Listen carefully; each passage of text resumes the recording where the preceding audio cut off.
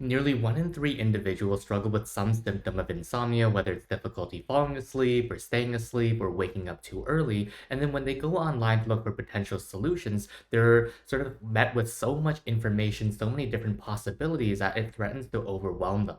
So today I'm actually just going to talk about 3 simple things that you can do to improve your sleep that you can implement even starting tonight. Hi, my name is Dr. Parky Lau, and I've been studying and practicing treatments, evidence-based treatments of insomnia disorder for several years now, and I did my postdoctoral fellowship at Stanford's Sleep Health and Insomnia program, and I'd love to share some of that evidence-based information with you. So the first tip is simply waking up at the same time every day, even if you had a bad night. And the reason why this is important is that people with insomnia tend to compensate for poor nights by engaging in behaviors like sleeping in, taking naps, spending more time in bed, which all makes very good sense in the short term, but really makes it hard for us to break out of the insomnia trap in the long term. And the reason why waking up at the same time every day is such a powerful strategy based off the sleep science is that number one, it really sets our circadian clock. So our internal clock has a really strong input to know when it's supposed to wake up and when it's supposed to go to bed. So that regularity becomes a really important piece.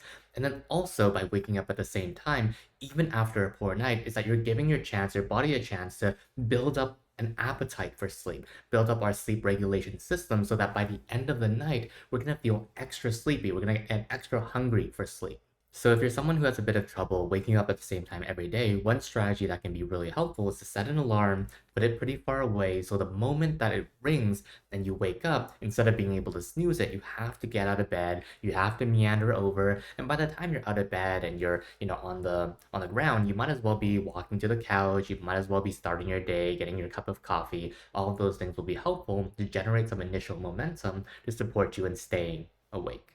Okay, so that was tip number one, waking up at the same time every day. Step two is to make sure that when you go to bed at night, you only go to bed when you're actually feeling a sense of sleepiness. So your eyes are starting to get heavy, your head's starting to kind of nod off a little bit, that you're giving yourself the best chance to be able to actually be successful in falling asleep. So as a result, even if it's past your usual bedtime, like usually you're saying, I usually go to bed around 10:30. If you're not sleepy at 10:30, then you wait a little bit longer. Wait until 11.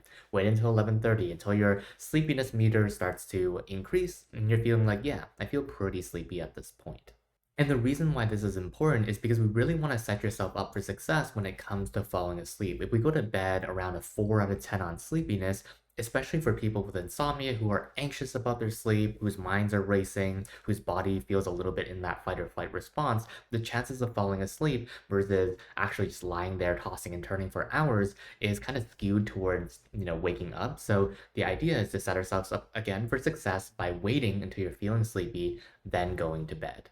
And finally, the third strategy that you can implement is to get out of bed if sleep is not coming. So let's say you're doing the great work, waking up the same time every day, you're waiting until you're actually sleepy, even if that's a little bit later than when you would normally go to bed.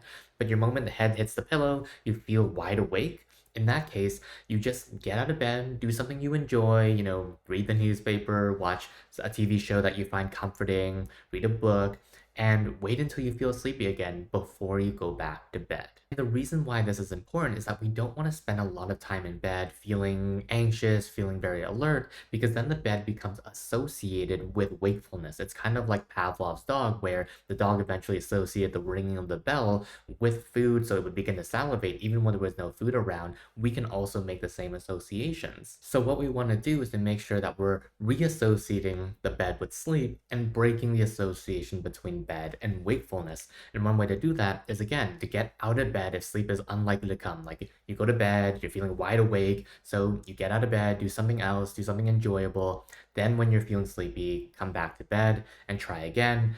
And then when you wake up in the morning, you're still waking up at the same time. So you're really setting yourself up for success from a circadian perspective, from a building of appetite perspective by being awake and active throughout your day, and then breaking the association between sleep and wake.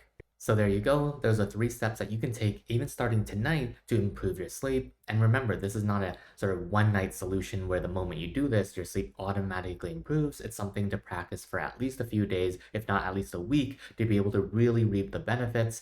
So there you go. If you're interested in learning a little bit more about cognitive behavioral therapy for insomnia, which are what these strategies are based off, you can check out my book. It's called The Insomnia Paradox. Link in the description below. But otherwise, I'm going to see you in the next one. Bye bye.